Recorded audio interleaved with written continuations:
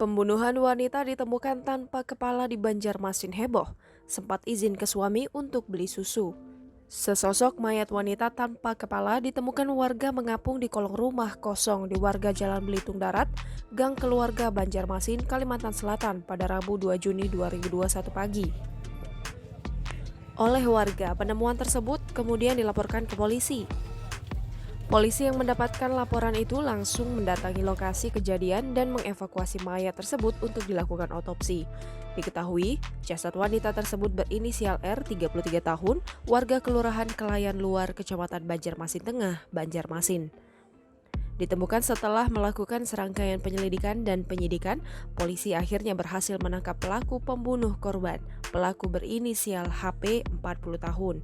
Ia ditangkap di Kecamatan Bati-Bati, Kabupaten Tanah Laut 12 jam setelah membunuh korban. Kasubdit 3 Jatan Raspolda Kalsel, AKBP Andi Rahmansyah mengatakan, pembunuhan terhadap korban berawal dari korban meminta uang tambahan tarif setelah berkencan dengan pelaku. Saat itu, kata Andi, pelaku dengan korban sepakat berkencan dengan imbalan Rp300.000. Uang tersebut sudah diberikan pelaku kepada korban. Namun saat itu korban terus meminta tambahan tarif sementara pelaku tidak memiliki uang lagi hingga membuat pelaku geram dan emosi. Setelah itu pelaku yang emosi membawa korban ke sebuah rumah kosong.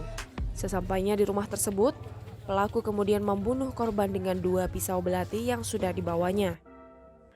Sementara itu suami korban berinisial Y mengatakan sebelum kejadian itu istrinya pamit kepada dirinya untuk membeli susu anaknya.